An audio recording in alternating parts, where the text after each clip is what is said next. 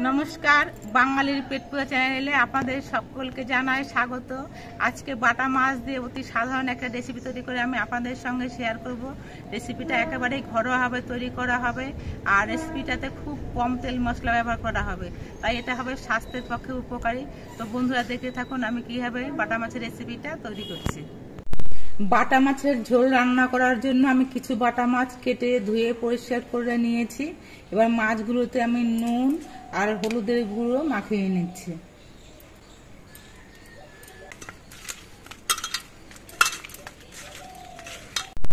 বাটা মাছটা সবজি দিয়ে রান্না করা হবে, তার জন্য আমি আলু আর বেগুন নিয়েছি। সঙ্গে কিছু ডাটা থাকলে ভালো হতো, কিন্তু আজকে আমার ঘরে ডাটা নেই, তাই ডাটা দিতে পারছি না। এই আলু আর বেগুন দিয়েই রান্না করা হবে। এবার এই আলু আর বেগুনগুলো আমি কেটে নিচ্ছি।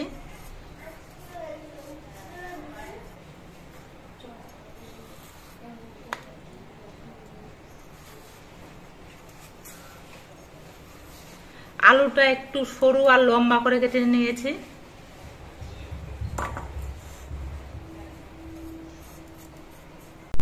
আলুগুলো আমার কেটে নেওয়া হয়ে গেছে। এবার বেগুনটা কেটে নিচ্ছি। বেগুনটাও আমি সরু আর লম্বা করে কেটে নেব।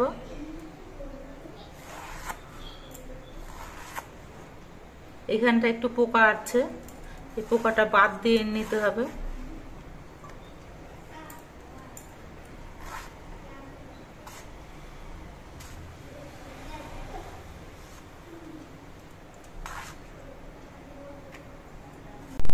আলু আর বেগুন দুটোই কেটে নিয়েছি। এবার আমি জল দিয়ে ধুয়ে পরিষ্কার করে নেব।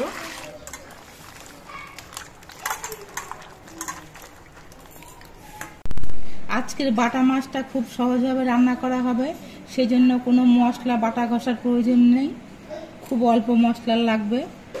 আমি হাফ চামচ হলুদের গুঁড়ো নিচ্ছি একটা বাটির মধ্যে, আর 1 চামচ জিরের গুঁড়ো নিচ্ছি।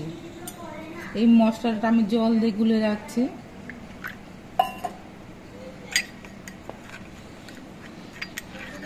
এবার গ্যাসটা ধরিয়ে নিয়ে একটা কড়াই বসিয়ে দিয়েছি। কড়াইটা বেশ ভালো মতো গরম করে নিতে হবে। কড়াইতে প্রথমে আমি মাছগুলো ভেজে নেব, তাই কড়াইটা যদি ভালোভাবে গরম করে না নেওয়া হয় তাহলে কিন্তু মাছগুলো ভাজার সময় কড়াইতে অনেক সময় আটকে পড়ে। এই জন্যই কড়াইটা বেশ ভালো করে গরম করে নিতে হয়। এবার কড়াইতে দিয়ে দিচ্ছি সর্ষের তেল।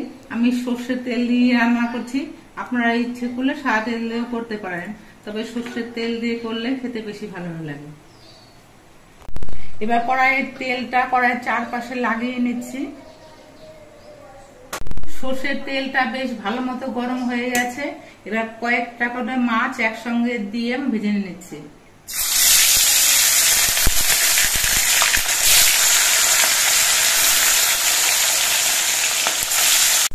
মাছগুলো দেওয়ার সঙ্গে সঙ্গে কিন্তু মাছগুলো উল্টানো যাবে না, কিছুক্ষণ ভাজা হয়ে যাওয়ার পর মাছগুলো উল্টে নিতে হবে।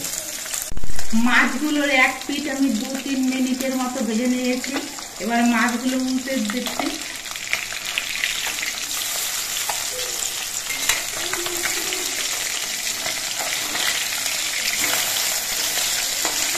এবার এই পিঠটা কিছুক্ষণ ভেজে নিতে হবে।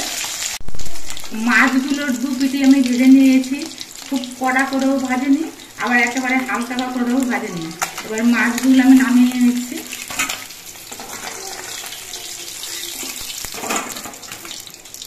আমি সবগুলো মাছই ভেজে নিচ্ছি।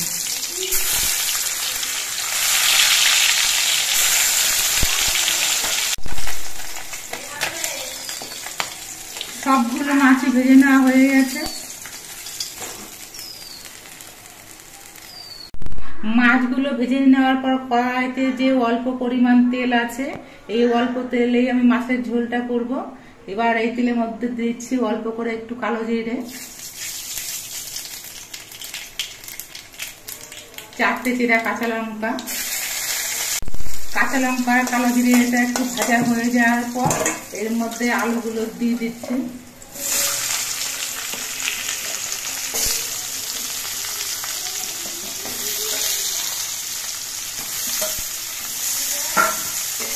আলুগুলো নেড়ে করে কিছুক্ষণ ভেজে নেব।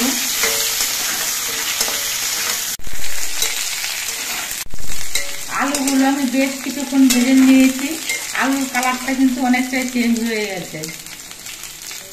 এবার এর মধ্যে আমি বেগুনগুলো দিচ্ছি।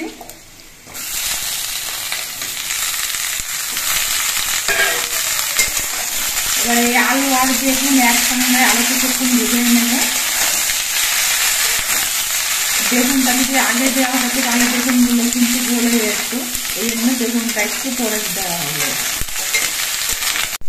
আলু আর বেগুনগুলো ভাজা হওয়ার সময় আমি পরিমাণ মতো নুন দিয়ে দিচ্ছি, আর দিচ্ছি কয়েকটা চেরা কাঁচা লঙ্কা। আমরা ঝালটা একটু বেশি খাই, এই জন্য লঙ্কার পরিমাণটা একটু বেশি দেওয়া হলো। আপনারা যেমন ঝাল খাবেন সেই পরিমাণে লঙ্কা দেবেন।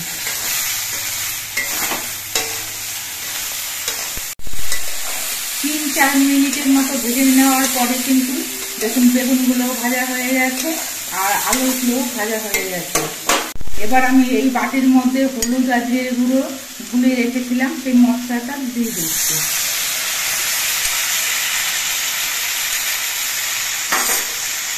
এবার এগুলো দিয়ে কিছুক্ষণ কষিয়ে নেব।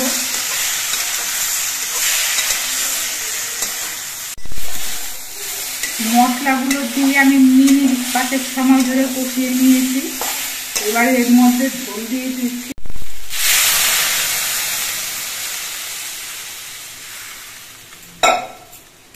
মাছের ঝোলের পরিমাণটা একটু বেশি রাখা হবে, এই জন্য ঝোলের পরিমাণটা একটু বেশি করে দেওয়া হলো। এবার এই ঝোলটা কিছুক্ষণ ফুটিয়ে নিতে হবে। ঝোলটা কিছুক্ষণ ফুটিয়ে নেওয়ার পর ঝোলের পরিমাণটা কিন্তু অনেকটা কমে গেছে আর আলুগুলোও সব সেদ্ধ হয়ে গেছে।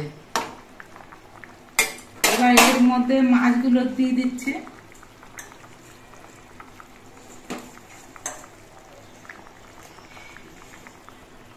মাছটা দিয়ে আবার কিছুক্ষণ ফুটিয়ে নিতে হবে, 3-4 মিনিটের মতো ফুটিয়ে নিলেই হবে। বাটা মাছের ঝোলটা প্রায় তৈরি হয়েই গেছে। এবার উপর দিয়ে কিছু ধনেপাতা ছড়িয়ে দিচ্ছি। যতই অল্প তেল মশলায় রান্না করা হোক না কেন, এই ধনেপাতা দিলে পরে কিন্তু এই বাটা মাছের ঝোলের টেস্টটা অনেকটাই বেড়ে যাবে। তাই আপনারা বাটা মাছের ঝোল তৈরি করলে একটুখানি ধনেপাতা দেওয়ার চেষ্টা করবেন, দেখবেন খেতে খুব ভালো লাগবে। এবার ধনেপাতা দিয়ে আমি মিনিট খানেকের মতো ফুটিয়ে নেব, বেশিক্ষণ ফোটানোর প্রয়োজন নেই। বাটা মাছের ঝোলটা আমার রান্না হয়ে গেছে। এবার গ্যাসটা অফ করে দিচ্ছি আর ঝোলটা আমি নামিয়ে নিচ্ছি। আপনারা দেখতে পেলেন খুব অল্প তেল মশলায় আমি কিভাবে বাটা মাছের ঝোলটা রান্না করলাম। এইভাবে বাটা মাছের ঝোল রান্না করলে কিন্তু খুবই টেস্টি হয়। তো বন্ধুরা, আমাদের ভিডিওটা আপনাদের কেমন লাগলো? যদি ভালো লাগে ভিডিওটিতে একটি লাইক, আর নতুন বন্ধু হলে চ্যানেলটিকে সাবস্ক্রাইব করে দেবেন। সকলে সুস্থ থাকবেন, ভালো থাকবেন। দেখা হবে পরবর্তী আর একটা ভিডিওতে।